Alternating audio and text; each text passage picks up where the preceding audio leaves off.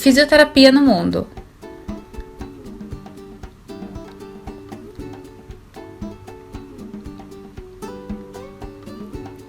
Marcado pelo início da Era do Bronze da escrita, o quarto milênio antes de Cristo viu grandes mudanças na cultura humana. Neste período, os médicos da antiguidade tiveram uma forte preocupação com as pessoas que apresentavam algum tipo de doença ou deformidades. Priorizando o caso, os profissionais tinham como objetivo a eliminação dessas enfermidades através de recursos, técnicas, instrumentos e procedimentos utilizados por agentes físicos.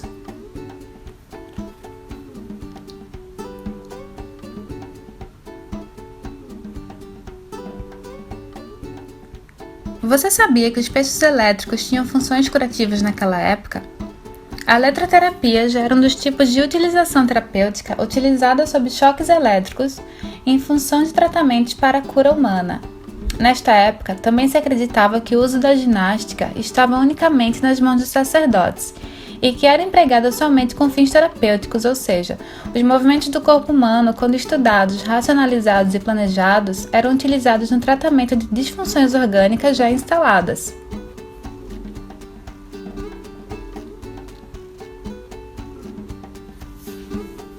No ano de 2698 a.C., o então imperador chinês Hongzhi criou um tipo de ginástica curativa que continha exercícios respiratórios e exercícios para evitar a obstrução de órgãos, marcando aquela época. Na Idade Média, essas doenças eram consideradas como algo a ser exorcizado. Neste período, ocorreu uma interrupção nos estudos na área de saúde, por dois aspectos principais. O corpo humano foi considerado como algo inferior e as camadas superiores da nobreza e do clero começaram a despertar o interesse por uma atividade física dirigida para um objetivo determinado, que era o aumento da potência física. Na época do Renascimento, volta a aparecer alguma preocupação com o corpo saudável. O humanismo e as artes desenvolveram-se e permitiram-se, paralelamente, a retomada dos estudos relativos aos cuidados do corpo e o culto ao físico. Princípios de ginástica médica compreendida na época. Exercícios para conservar um estado saudável já existente. Regularidade nos exercícios. Exercícios para indivíduos enfermos cujo estado podiam se agravar. Exercícios individuais especiais para convalescentes. Exercícios para pessoas com ocupações sedentárias. Com esses fatos, podemos entender que nessa época notava-se uma preocupação com o tratamento e os cuidados com o organismo lesado e também com a manutenção das condições normais já existentes no organismo. No final do Renascimento, o interesse pela saúde corporal começa a especializar-se. Na fase de transição entre o Renascimento e a fase de industrialização, o uso de recursos físicos passa a ter influência no mundo ocidental, sendo criada a divisão da ginástica em 4 pontos, por Dom Francisco e Ondeano Amoros. Um dos pontos deles era a cinesioterapia, com a finalidade de manutenção de uma saúde forte, tratamento de enfermidades, reeducação de convalescentes e correção de deformidades. Um novo sistema maquinizado otimizava a crescente produção industrial que trouxe o excesso de trabalho, onde a população oprimida era submetida a exaustivas jornadas. As condições alimentares e sanitárias eram precárias, provocando novas doenças como as epidemias de cólera, tuberculose pulmonar, alcoolismo e os acidentes de trabalho. Surgiu aí a preocupação das classes dominantes para não perder ou diminuir a sua fonte de riqueza e bem-estar gerado pela força do trabalho das classes baixas.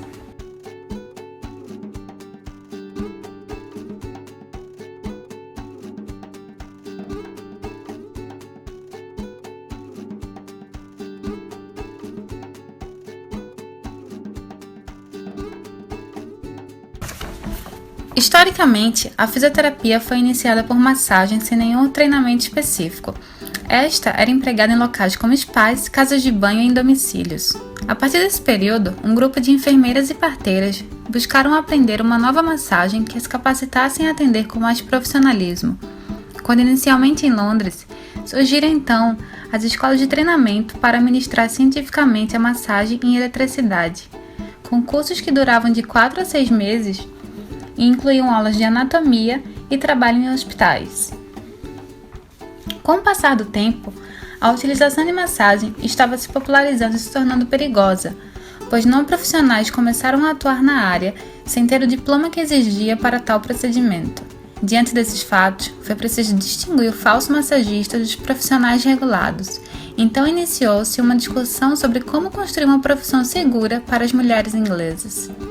Em dezembro de 1894, foi criado um subcomitê do Midwives Institute, junto com o Trinity Nursing Club, formado por 6 membros com o objetivo de propor regras que dariam credibilidade aos certificados. Estas regras eram não empreender nenhuma massagem, exceto sob orientação médica, não empreender nenhuma massagem para homens, exceto nos casos de urgência ou solicitação especial do médico, não anunciar em qualquer jornal, mas estritamente em jornais médicos, e não vender medicamentos para pacientes.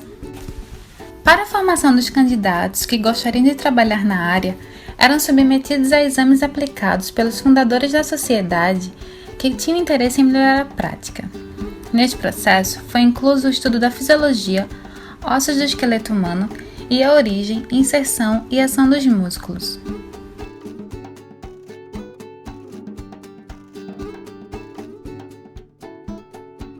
Nas 2 primeiras décadas da sociedade, uma de suas principais fontes de informações científicas era a seção da Sociedade de Massagens do Nursing Note, revista de cunho científico da área de enfermagem que publicavam vários assuntos dos conhecimentos básicos da profissão.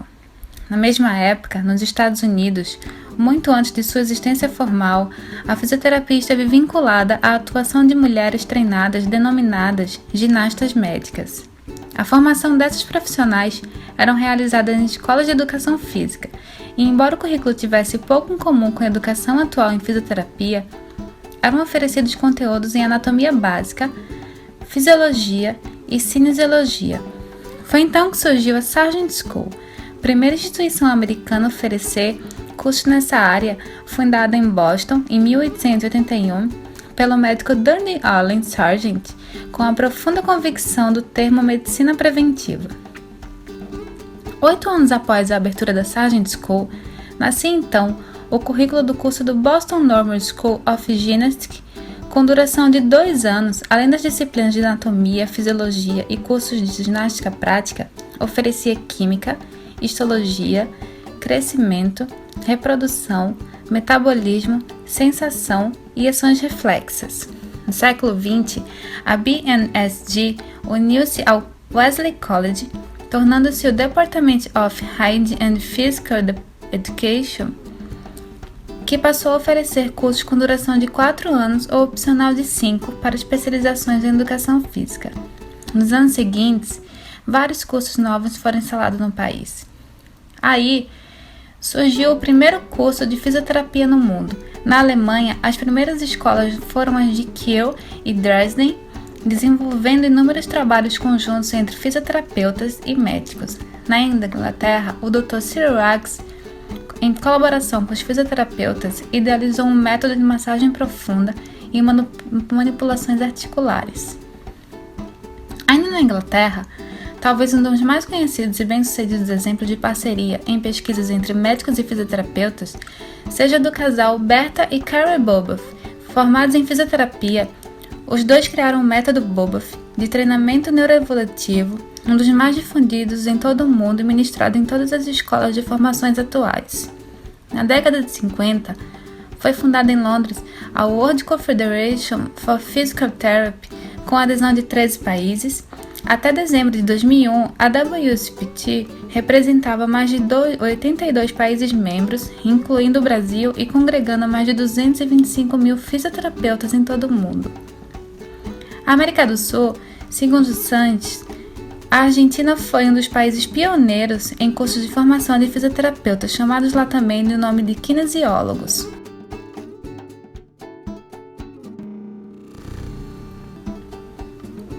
Baseado na antiga fisioterapia, resumida em reabilitação, submissão e massagens, surge nos tempos modernos uma nova definição para o profissional de nível científico e social, sendo reconhecido nos tratamentos e diagnóstico dos pacientes. O processo de profissionalização dos fisioterapeutas se deu em 5 partes: competência, vocação, licença, independência e autorregulação. Assim classificados, houve uma evolução na área com credibilidade para atuar em demasiados locais, como na fisioterapia clínica, atuando em ambulatórios, consultórios, centros de reabilitação, hospitais e clínicas. Na saúde coletiva, os fisioterapeutas podem atuar nas áreas de ações básicas de saúde, fisioterapia do trabalho e programas institucionais. Na educação, direção e coordenação de cursos, docência, extensão, pesquisa, supervisão técnica e administrativa. Também atua em áreas desportivas e de indústrias de equipamentos de uso fisioterapêutico. Você sabe quais recursos são usados na atuação do profissional de fisioterapia? A cinesioterapia, procedimento que usa o movimento com os músculos, articulações, ligamentos, tendões e estruturas do sistema nervoso central e periférico, que tem como objetivo de recuperar a função dos mesmos. A reeducação postural é um princípio da cinesioterapia, que trata deformidades da coluna ou problemas de postura com exercícios de alongamento e de fortalecimento muscular. Um dos caminhos é popularmente conhecido no Brasil como RPG, porém pouco difundido na Europa. A mecanoterapia é o procedimento com aparelhos mecânicos para fortalecer, alongar, potencializar a musculatura e reeducar movimentos comprometidos. A hidroterapia é a cinesioterapia realizada em ambiente aquático.